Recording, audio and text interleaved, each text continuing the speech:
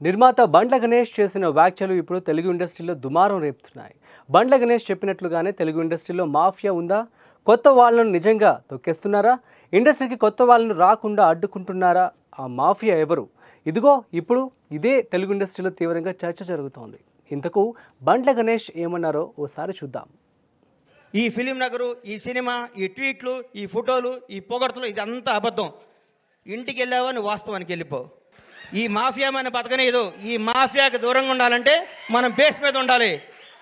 తప్పకుండా ఎవడు బాగుంటే అబ్బబ్బబ్బబ్బ ఎంత పొడుగుందో ఆయన ఇది అంటారు. నువ్వు నమ్మకో.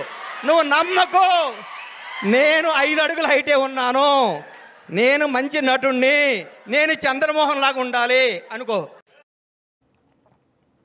నిన్న రాత్రి హైదరాబాద్లో లిటిల్ హార్ట్స్ విజయోత్సవం జరిగింది. ఈ చిత్రం విజయోత్సవ వేడుకల్లో హీరో విజయ్ దేవరకొండతో పాటు నిర్మాతలు అల్లు అరవింద్, బండ్ల గణేష్ పాల్గొన్నారు. ఈ సందర్భంగా బండ్ల గణేష్ మాట్లాడుతూ చిన్న సినిమాల విజయానికి లిటిల్ హార్ట్స్ స్ఫూర్తిదాయకంగా నిలిచిందన్నారు.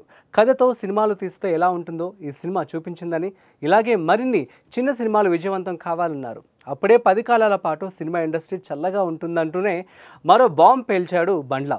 ఫిల్మ్ ఇండస్ట్రీ మాఫియా వంటిదని, సక్సెస్ వెంటబడుతూ ఉంటే పొగుడుతుంటారని, ఆవెనికే పడదోస్తారని, జాగ్రత్తగా ఉండాలని, లేదంటే ఈ మాఫియా నిన్ను ఇండస్ట్రీలో బతకనివ్వదని లిటిల్ హార్ట్స్ హీరో మౌలి తనోజ్ను నిర్మాత బండ్ల గణేష్ హెచ్చరించడం ఇప్పుడు చర్చనీయాంశంగా మారింది.